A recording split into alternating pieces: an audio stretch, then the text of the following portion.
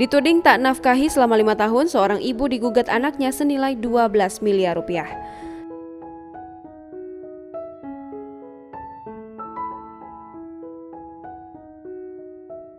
Seorang anak gugat ibu kandungnya karena dituding tak memberikan nafkah selama 5 tahun senilai 12 miliar rupiah.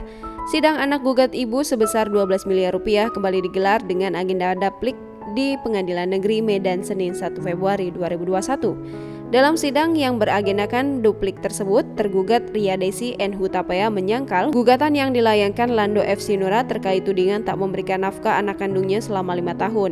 Yosua Penjahitan selaku penasihat hukum tergugat dalam dupliknya menyatakan bahwa sejak 10 Januari 2021, Lydia Sarita Sinurat selaku penggugat 2 telah menarik diri dan tidak ikut lagi dalam gugatan melalui surat pernyataan yang ditandatanganinya. Dalam pokok perkara, ia menolak dengan tegas bahwa Ria Hutapea telah menelantarkan kedua anaknya yang disebut sebagai penggugat 1 dan 2 selama 5 tahun terhitung sejak tahun 2015. Dikatakannya, sejak kedua anaknya memilih tinggal bersama kakek dan neneknya dari keluarga almarhum ayahnya, kedua anaknya itu sempat mendatangi Ria Hutapea untuk dinafkahi dan disetujuinya. Di samping itu, kata dia, ibunya sering memberikan uang atas permintaan kedua anaknya untuk kebutuhan lain, seperti kebutuhan pulsa, paket internet. Bahkan ibu dan anak tersebut juga menghabiskan waktu bersama ke pusat perbelanjaan, makan bersama, dan menonton bioskop. Kemudian dalam dupliknya tersebut, ia menyangkal tak menafkahi kedua anaknya itu selama 5 tahun.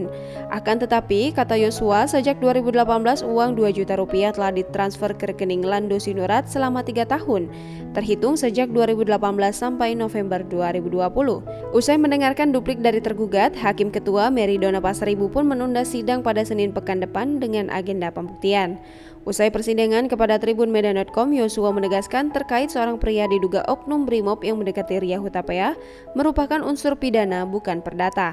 Karena tidak adanya aduan pidana lanjutnya, maka kejadian tersebut tidak bisa dimasukkan ke dalam gugatan. Terkait hasil persidangan nantinya, pihaknya berharap kedepannya hakim dapat arif dan bijaksana dalam memutuskan perkara ini.